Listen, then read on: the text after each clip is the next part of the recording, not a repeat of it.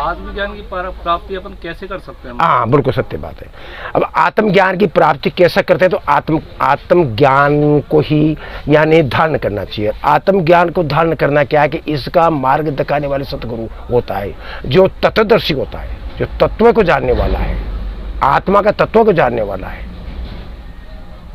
अब ये तो जो है उसको आने और जाने से, सत्संग में बैठने और उठने से ही उसको धीरे धीरे प्रभाव पड़ता है, एकदम प्रभाव नहीं पड़ सकता। जैसे कोई मरीज को एकदम गोली देते, बुखार आ रही हो, एकदम वो बुखार मामूली उतर जाएगा पर ठीक नहीं हो सकता वो।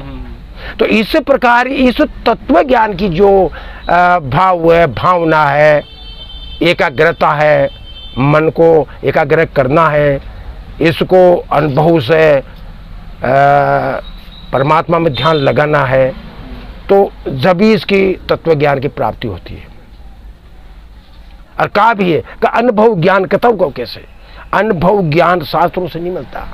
अनुभव ज्ञान तो खुद ही आत्मा का अनुभव से अनुभव होता है। सही बात है। हाँ, अब ये जो है सीढ़ी बाई सीढ़ी चलना पड़ता है। अब एकदम ही कहे कि मैं तो सीधा ही ज्ञान योग कर लूँ या भक्ति योग कर लूँ या मार्गदर्शन कर लूँ या योगाभ्यास कर लूँ, सीधा नहीं बन सकता। योगान चित्तवृत्ति निरोधे, पतंजलि योग शास्त्र में भी कहा है कि चित्त को योग निरोध करना है तो योग के बिना नहीं हो सकता।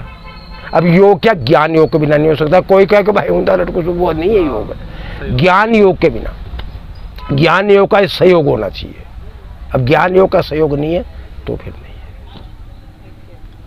वैसे देखा जाए तो आध्यात्म पे चलना बताते हैं कि तलवार की दो धारी तलवार की बताया गया है इसमें। बिल्कुल सही है। तो कहा भी है कि खर दरिया खांडा की दार, चंडा चूतरा नगे पसार, योगा रम का मार्ग बांका बाई, असल सुई का सनाका। क्योंकि ये सुई का सनाका है। योगारम का मार्ग है वो बहुत टेढ़ा है और बांका है। योगी हो युगत सत राखो, जीत सकने नुंगरो योग उनको वैसन तो, योगारम को मार्ग बांको, असल सुई को सुनाको। क्योंकि ये सुई का सा नाका होता है जिसमें अनुभव ज्ञान मिलता है उसमें।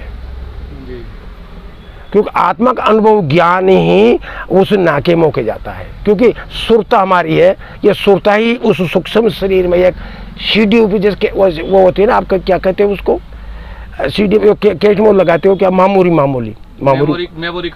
कार्ड। तो ये सुरता हमारी मेमोरी कार्ड है।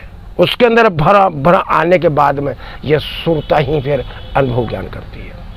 अब सुरता तो आपकी भटकती रहती है तो अनुभव ज्ञान कैसे कर सकती है? तो ये अस्थूल शरीर का स्वरूप देख के भटकती रहती है, क्योंकि आत्मज्ञान की का स्वरूप की प्राप्ति नहीं है। इसीलिए संसार नाना प्रकार की भावना में भटकती और इधर उधर घूमती रहती है। सही है। क्योंकि सही समय एक ऐसा ये एक गुणत्व मायाजाल का जो प्रभाव ये जो दिख रहा है आपको दृष्टिगोचर में जितना दिख रहा है, ये मायामय है। जितना आपको दिख रहा है रूप, जितना संसार में दिखता है, ये त्रिगुणित तमक माया है। रजोगुण, सतोगुण, तमोगुण, इसमें ही संसार बंधा हुआ है। अब इससे जो परे है वह आत्मज्ञान है।